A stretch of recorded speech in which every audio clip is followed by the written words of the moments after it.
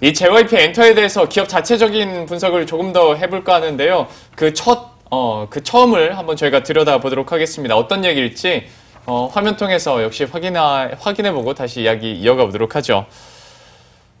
이번에는 조금 더 친숙한 제1회 전성기 G.O.D와 원더걸스. 사실 이게 좀 마음이 편해지네요. 이게 저희 세대의 이야기가 아닐까 싶은데, 처음에 JYP 엔터도 JYP로 시작한 게 아니라고 들었거든요. 이거 어떻게 시작을 한 건지 그럼 교수님께서 설명을 해주세요. 예, 맨 처음에 이제 박진영 씨가 태흥기획이라는 걸 설립하면서 사실 첫 그 가수가 아마 제가 알기로 진주 씨였던 걸로 알고 있습니다. 그래서 태흥기획이라는 회사를 설립을 했고, 거기에서 이제 계속해서 회사가 발전하고 나중에 그 J-튠스라는 회사하고 이제 합병을 하면서 회사가 이제 JYP 엔터테인먼트가 됐는데요. 네. 거꾸로 또 J-튠스를 보게 되면 J-튠스는 또 희한하게 뭐 반도체 회사부터 시작해갖고 여러 개의 이상한 길을 거쳐가지고 중간에 한번 이제 B라고 알려져 있는 정지훈 씨가 이제 최대주주가 돼서 회사를 한번 운영을 했었던 적이 있었는데, 그 시기가 맞닥뜨려집니다. 희한하게. 네. 그래서 2010년 정도에 그 정지훈 씨가 뭐 갖고 있는 지분을 전부 다 매도를 하게 되고요. 또 요때 JYP에 있었던 4명의 이제 이사들과 박진영 씨하고 이렇게 4명이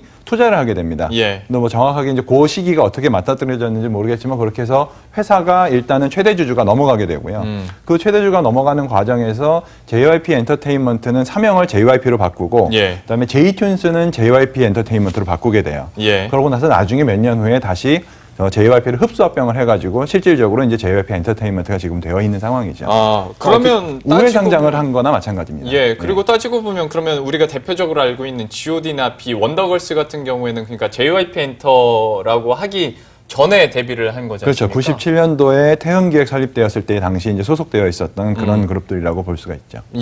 우회 상장도 있고 꽤 연역이 이렇게 있다 보니까 그래도 뭐 전체를 묶어서 JYP 엔터라고 저희가 생각을 했을 때, 그러면 진짜 JYP가 빅3까지 올라오는데 가장 큰 역할을 한 연예인들은 누가 있다고 보십니까? 트와이스죠. 아, 역시 트와이스인가요? 네. 그 전 세대, 그러니까 기초를 닦아줬었던 연예인들은 누가 있을까요, 그러면? 이제 2PM과 2AM이 있겠지만은 이 증시에 JYP가 들어온 다음에 사실 2PM 앨범은 잘 안 됐습니다. 앨범이 잘 안 됐었고, 그래서 이제 트와이스가 나왔을 때도 많이 믿질 않았던 거예요. 정말 잘 될 것인가. 근데 이제 정말 잘 되다 보니 올해 내놓는 4개 팀에 대해서도 기대감이 올라가고 있는 상황인 거고요. 이제는 이제 시스템이 입증이 됐다, 이런 생각을 하는 거죠. 결국 다 트와이스 얘기네요. 왜냐면 원더걸스가 나왔을 때 잘 됐는데 원더걸스를 미국에 진출을 시키면서 조금 약간 악수가 있었거든요. 그게 패착이었죠. 굉장히 그때 그래서 많이 까먹었던 게 아마 뭐 투자자들 입장에서는 좀 좋지 않은 기억으로 갖고 있을 수도 있다고 생각을 해요. 뭐 얘기가 나오긴 했는데 그 원더걸스가 미국 진출을 아주 야심차게 하긴 했는데 결국 잘 안 됐어요. 그때가 아무래도 JYP에게는 좀 큰 타격이 아니었나 싶거든요. 맞습니다. 사실 이 방송 보시는 분들 아마 아재여도 텔미는 아마 다 알고 있을 겁니다. 국민적인 뭐 노래로 선풍적인 인기를 끌었기 때문에 그 이후에 이제 노바디 등으로 이제 진출을 시켰는데, 사실 JYP 박진영 씨도 미국 본인도 욕심이 있으니까 원어 되지, 노래 되지, 춤 되지, 끼가 충만하다 보니까 자기 자신도 사실 미국에서 현저히 실패했어요. 근데 그걸 자신의 소속사인 이제 원더걸스한테 접목시켜서 하니까 소속사들 나름대로 이제 걸그룹이라는 건 아무래도 이제 소속사 간, 이 걸그룹 멤버 간이 이제 굉장히 화합이 중요한데 불협화합이 생깁니다. 5명으로 시작을 해서 한두 명이 빠지고 새로 영입을 하고 뭐 이런 과정을 거치다 보니까 이제 그 이후에 뭐 Tell Me, So Hot, 뭐 Nobody 등이 히트시켰지만 그 이후에 이제 좌절하는 모습을 보여서 지난해 데뷔 11년 만에 이제 해체하는 수순을 밟았는데요. 어쨌든 이 가장 뭐 진출해서 성공한 거, 해외 진출해서 성공한 사례도 있지만 실패한 사례를 바탕으로 해서 아마 박진영 이 대표는 그 이후에 이러면 한 군데가 망해도 이 다른 포트폴리오로 이를 대체할 수 있는 수단을 하자라고 해서 나온 게 트와이스. 또 트와이스 다음에 또 뭐 여성 걸그룹을 또 준비하고 있고, 남성도 마찬가지 갓세븐 이후에 뭐 스트레이키즈라든가 또 이후에 올해 이제 4개 그룹을 또 선보인다고 하는데 아마 제2, 제3의 트와이스를 또 만들려고 위해서 그 부단한 노력을 하고 있을 겁니다. 그리고 이제 그 당시에는 박진영 씨가 자신감이 굉장히 대단했다고 그래요. 왜 그러냐면 이 노바디 같은 곡들 중에 최근 10년, 그러니까 한 20년 동안의 어떤 흥행곡을 보면은 박진영 씨 곡이 2000년대는 꽉 잡고 있었어요. 그만큼 자신이 이제 가능하다. 그래서 미국 본토에 진출을 하는 건데, 단순히 원더걸스뿐만 아니라 SM도 미국 진출했었지만 잘 안 됐습니다. 네. 왜냐하면 미국에서는 한국 음악이 그냥 주류 음악이 아니라 그냥 별도의 어떤 그렇죠. 단순 예. 트렌드 같은 음악으로 받아들이기 때문에 그래서 현재 미국에서의 어떤 실제 콘서트나 이루어지는 부분들도 많이 없는 이유가 미국에서 상당한 수요가 사실상 한인과 멕시코인 쪽밖에 없기 때문입니다. 예, 그러다 보니까 이제 한계를 그대로 드러내는 상황이었고, 물론 이런 아픈 기억도 있었지만 결과적으로 봤을 때 지금까지 또 뭐 트와이스 덕분에 여기까지 참 많이 올라왔는데요.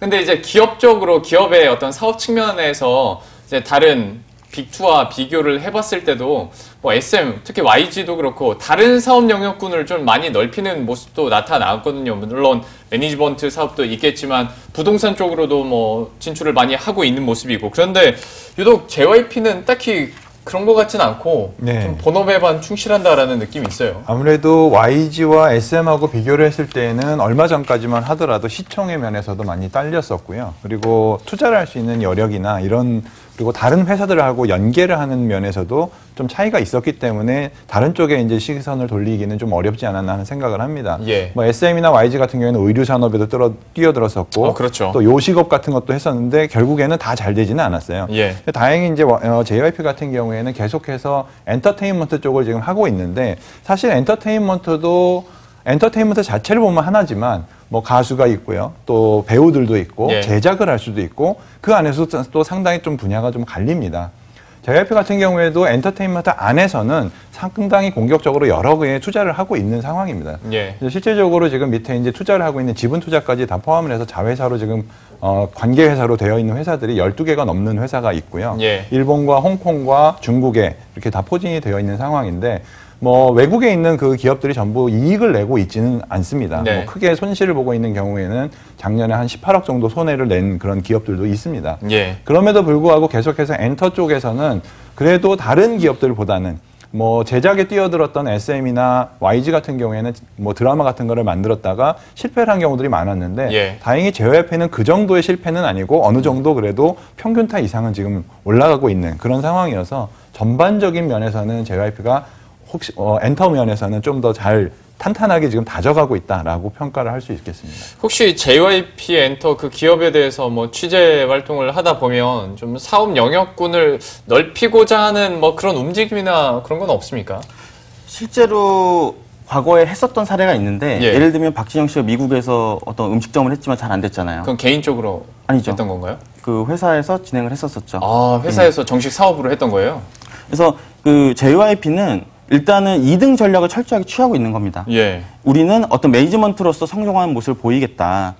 지금 JYP에 투자하고 계신 분들의 가장 궁금한 점은 앞으로 JYP가 뭘 할 거냐라는 걸 제일 궁금해 하시잖아요. 예. 이 JYP 지금 종속 기업들을 보면은 그거에 대한 어떤 미래를 좀 짚어볼 수가 있습니다. 지금 사드가 풀리면서 JYP 투자자들이 과연 JYP는 중국에서 하고 있는 게 없는데 앞으로 어떻게 될 거냐. 하지만 이제 종속 기업을 보시면은 JYP 엔터테인먼트, 홍콩, 뭐 피처스, 그리고 지금 최근 중국 합작 회사까지 어떤 중국에서의 비즈니스를 좀 준비를 하고 있어요. 그러게요. 예. 그래서 이 JYP 엔터테인먼트의 저는 가장 큰 장점은 뭐라고 하냐면 조심스럽다. 왜 조심스럽냐면 우리가 매니지먼트를 하면서 가장 욕심을 냈던 부분들이 사실 영화나 드라마 콘텐츠 제작 부분이에요. 예. 이 SM이 SM-CNC를 이제 그 상영사를 인수해서 이제 거기서 드라마 작업을 하고 있고, 예. FNC가 FNC 에드컬처라는 곳을 만들어서 이 드라마 작업을 하고요. 그렇죠. 하지만은 JYP는 수년간 준비를 했지만 여기에 대규모 자금을 투입하지 않고 있어요. 그거는 매니지먼트 부분에서 어떤 실력을 보이고 그 뒤에 어떤 차근차근 스텝을 밟겠다. 그리고 이 사람들이 JYP 엔터에 대해서 저한테 많이 물어보는 게 앞으로 JYP는 어떻게 될 거냐라는 얘기를 많이 물어보는데, 제가 보는 가장 큰 장점은 그래서 할 게 앞으로 많다. 어떤 콘텐츠 제작 부분도 있고, 여러분들 지금 뭐 SM, YG는 전부 다 뭐 중국의 텐센트나 이 알리바바가 투자를 했듯이 예. JYP도 어떤 앞으로의 투자금을 받을 수 있는 충분한 여지도 있고요. 그리고 보시면은 이 중국을 위한 매니지먼트사도 별도로 설립을 하고 있습니다. 예. 올해 데뷔할 그룹이 하나가 중국 이제 아이돌이기도 하지만은 예. 향후적으로 중국에서 직접적으로 매니지먼트 사업을 더 펼칠 수 있는 준비도 예. 되어 있다. 그래서 앞으로는 어떤 지금까지는 JYP 엔터가 본업에만 충실했지만 앞으로는 사업 확장 부분에 좀 주목을 했으면 좋겠다라고 생각합니다. 소정님께서 이 부분도 한번 짚어주시겠어요? 중국 쪽은 뭐 필수 인 사업인데 사실 지금까지 흐름들을 봤을 때는 약간 좀 뒤처져 있는 게 사실이긴 하거든요. 맞습니다. 그래도 영역을 확장한다는 건 긍정적으로 받아들일 수 있지 않겠습니까? 맞습니다. 지금 사실 그 시가총액 면에서 이제 YG를 누르고 2위지만 전체 매출 면에서는 아직 3분의 1 정도예요. 그러니까 이제 SM과 YG가 한 3천억 원대 이상 매출이 나오고 아직 이제 JYP는 1,000억 원대거든요. 예. 그러다 보니까 앞서 뭐 굉장히 본업을 잘하는 거, 연예 매니지먼트를 잘하는 것도 굉장히 중요하지만 지금 뭐 일본에서 굉장히 성공을 했고 그다음에 이제 중국 시장이 조금씩 풀릴 기미를 보이니까 공격적으로 홍콩과 대만 그리고 중국 쪽으로 굉장히 이제 사업 역량을 많이 이제 집중하고 있다라는 건 분명히 긍정적입니다. 근데 이게 이 돌다리도 짚어보고 가라고 중국의 경우에는 굉장히 기복이 좀 심하기 때문에 정부의 어떤 정책 방향에 따라서 흔들림이 굉장히 크거든요. 그러다 보니까 지금 이런 이 JYP의 경우에는 중국 아이돌 기업을 직접 키우겠다는 겁니다. 네. 중국의 아이돌 기업을 직접 키우겠다. 중국 현지에서 인기 있고 언어가 통하는 애를 키우겠다라고 해서 지금 이 야심작을 갖고 있기 때문에 아마 기대를 좀 걸어봐도 되는데 대신에 더 중요한 건 이 매니지먼트 사업 중에서도 사실은 가수한테 굉장히 포커스가 맞춰져 있어요.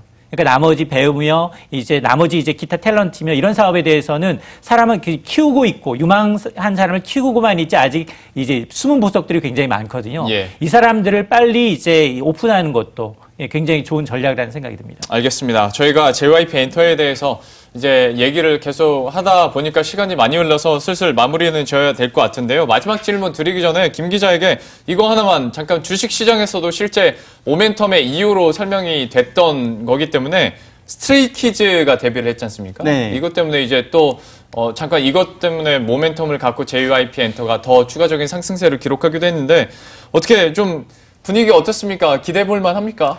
일단 3월 26일 날 데뷔 앨범을 이제 냈고요. 이제 멤버 9명으로 구성이 되어 있는데 여러분이 스트레이키즈가 과연 잘 될 것이냐를 이제 궁금하시면은 엔터주에 이걸 기본적으로 투자할 때 어떤 고려 방법이기도 한데 일단 유튜브 조회수가 얼마나 빨리 올라오느냐. 아하. 예, 유튜브 조회수가 그 갓세븐 같은 경우도 2억 뷰가 넘었거든요. 예. 그러니까 유튜브 조회수를 좀 보시고 그리고 이 기존의 아이돌과 다른 부분은 이 스트레이키즈는 어떤 방탄소년단과 같이 아티스트형을 표방하고 있어요. 아티스트형이라는 건 무슨 이야기냐면 각각 멤버 한 명 한 명이 무대 하나를 꾸밀 수 있는 역량을 갖고 있다는 거예요. 그러면 보통 우리가 앨범을 이제 보통 3장 정도는 내야 콘서트가 가능한데 아티스트형 아이돌 같은 경우에는 한 장의 앨범으로도 충분히 콘서트가 가능합니다. 예. 그렇게 되면 어떤 글로벌적으로 활동도 훨씬 더 빨리 할 수 있기 때문에 이 스트레이키즈가 어떤 성공을 하게 되면은 JYP의 주가가 한 번 더 오를 수 있는 모멘텀이 될 거라고 생각합니다. 알겠습니다. 저희가 막간을 이용해서 스트레이키즈까지 함께 살펴봤고요. 교수님께서 그러면 JYP 엔터 또 기업 가치적으로 봤을 때 앞으로 좀 풀어 나가야 될 부분 그리고 총평을 해주신다면 아무래도 이제 세대 교체가 적절하게 이루어지고 있는 기업들이 계속해서 엔터에서는 살아남을 수 있을 것 같아요. 예. 지금 뭐 YG 같은 경우가 굉장히 어려움에 봉착해 있는 이유 중에 하나가 빅뱅이 지금 군대를 가가지고 생기는 그렇죠. 문제들이 있기 때문에 계속해서 세대 교체는 이루어져야 되는 것이고요. 두 번째는 이제 중국과 관련된 비즈니스가 이제 확장이 될 예상이 되고 있는데 지금 현재 이제 미국과 중국의 또한 무역 전쟁 이런 게 결국엔 어떤 여파로 미칠 것인가 하는 것에 대한 대비 그런 거에 방편을 좀 잘 마련해야 전반적으로 좀 안정세가 되지 않을까 하는 생각을 합니다. 증시에서도 뭐 모멘텀 거리들이 계속 들려오고 있는 JYP 엔터테인먼트인데요. 앞으로도 또 어떤 좋은 흐름들을 보여줄 수 있을지 또 저희가 관심 있게 계속 지켜보도록 하겠습니다. 오늘 JYP 엔터테인먼트에 대해서 참좋은경제연구소의 이인철 소장 그리고 중앙대학교 경영학부의 이관영 교수 그리고 머니투데이의 김건우 기자와 함께 알아봤습니다. 오늘 말씀 고맙습니다.